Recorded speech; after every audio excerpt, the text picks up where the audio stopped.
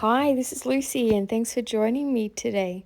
I'm using this one sheet of paper and I'm going to make 4 cards out of it without using much more than just this sheet. It's such a beautiful one and you can really get 4 great designs out of it. So it's from Uniquely Creative's June collection, and which is called Steampunk Boutique, and you can use any other 12 by 12 papers like this that have a design that you can chop up and still get a really pretty picture on each card. So this first one I've just added straight to the card, and then I'm going to ink around the outside of it. With this one I was just checking, and the Victorian velvet goes beautifully with these flowers that are in this image. So I'm just going lightly around all around the edges, but it's still, I feel like, it's a little bit too bright on its own, so I will just add a little bit of vintage photo distress oxide ink as well, just over the top, and then it's still got that pinky hue but without being too pink. So there's a close-up, and I've done all the edges of each card differently as well to give you some option ideas. This sentiment, I've added both of those inks. Again, I only use those 2 inks throughout.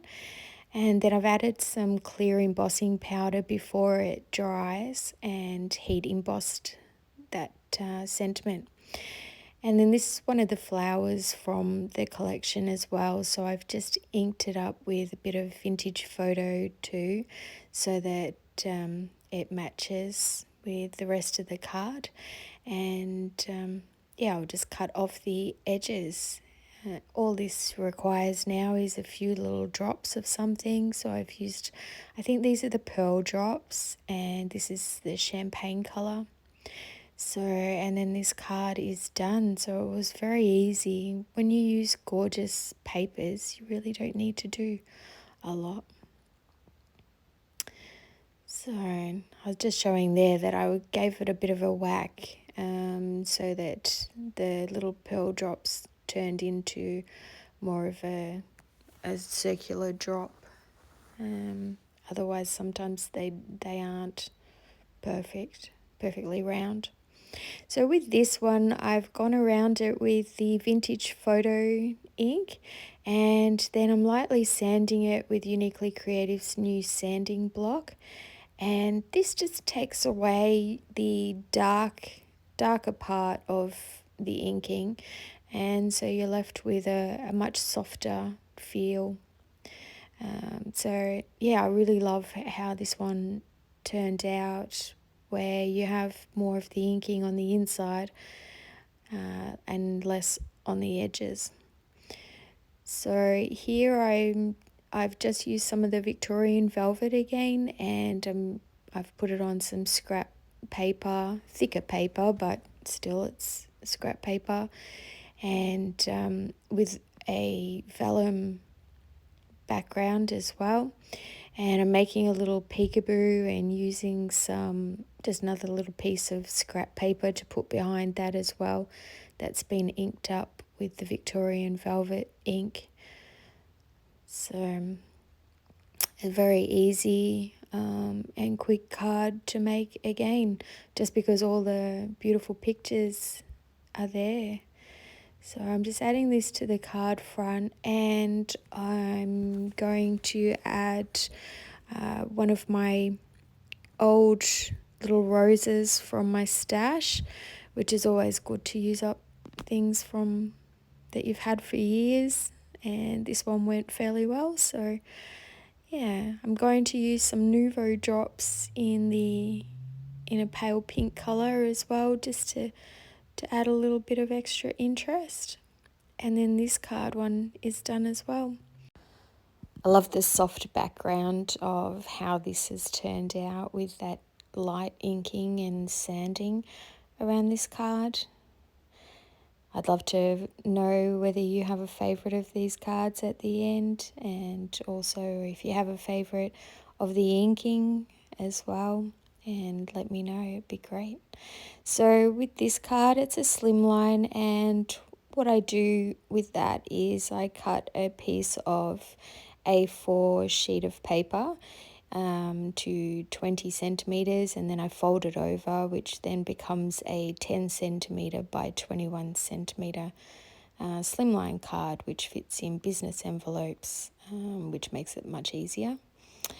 And I'm just going around it with vintage photo and then a little bit of black soot, which gives it a really kind of a little bit of a burnt look to it, burnt vintage. And yeah, I do love that look.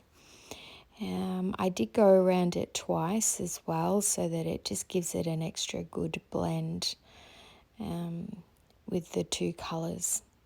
So I'm using a Tim Holtz die set there as well, and using that Victorian velvet. That way everything matches together once I realise that this colour goes really well with these papers. And this is the offcut from the A4 sheet, and I just wanted a little bit of a border. So I've just inked across, and this part is with vintage photo, so that'll go down the bottom of the card.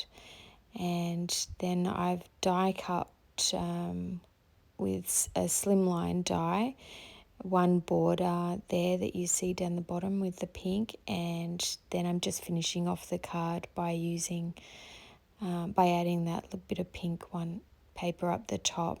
But I felt like the solid color was too much, so I do use a stamp with just a little bit of water. I didn't want a stamped image or anything like that. I just wanted it not to be such a solid color.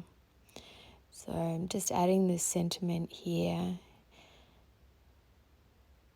and this card isn't far from being finished as well. I'm just going to use some more of the inks, and I've added a little bit of water to them so that I can just do a few splatters in the spaces where there wasn't much going on. So that looks, I think it just gave it a little bit of extra interest. And so this is where I'm just going to add a little bit of water really to the top part, so that it wasn't so solid. So these designs, I don't normally use steampunk, and this is an amazing collection. I love it, and it was really easy to come up with ideas and play around with this. I do have more cards that I've created using this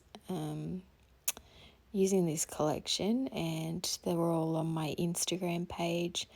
You can also go onto the Uniquely Creative Facebook pages as well. They have lots of inspiration. A lot of people make gorgeous creations on there as well, and scrapbooking if you're into scrapbooking too. They have a lot of layouts too.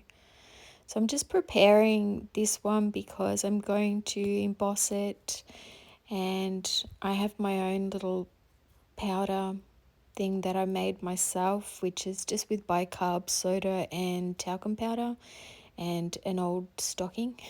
So I've always found that works best for me. I really enjoy it. I have bought things in the past, but it's just my favorite, so I always go back to using that now. So this one I've just I used some copper embossing powder to do the sentiment. And now I'm going to do I wanted to do some splashes, but the gold is too gold and the black is too black. And so I thought that I would mix them a little bit. So this is some Perfect Pearls, which are really beautiful, and I hadn't used it for years. So I've just started to use them again. So I don't want to completely combine them, but I do want to have them like a little bit of a mixture there. So I've added a little bit of water, and then I'm just going to do a little bit of splashing around. And although I've got copper on there and with the gold, it's still fine. You can mix your metals. So if you can see there, I will have close-ups and photos of the cards at the end as well. So I'm just using the Nuvo drops again, and I'm just putting them down really small little dots because I want them to look like they were splatters as well and not big dots. So this one is a C5 card, which is basically just an A4 sheet of paper folded over. And I do buy 350 GSM for that. Paper for that. So here I didn't want to waste the gold and black inks together because I really liked them, and I thought instead of just putting them in the bin or wiping them up, I would create a little tag here, as I had a little tag sitting to the side as well. So yeah, just with the bits that I had left over, and I had that stamp out from before, and the same with the die cut sentiments. So I just die cut a gold one and a black one to see which one I thought looked best, and the black certainly stands out more, but I decided to go with both of them. So I'm adding the black one first, and then just off to the right a little bit, I'm adding the gold one, so it has a shadow, like a black shadow, which makes it stand out more.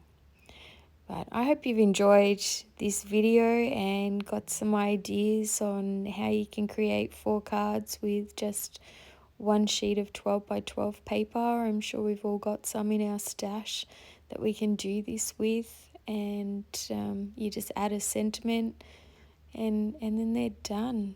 So if you have a favorite card, please let me know, or a favorite technique here. I'm always happy to hear about it, and I love the comments.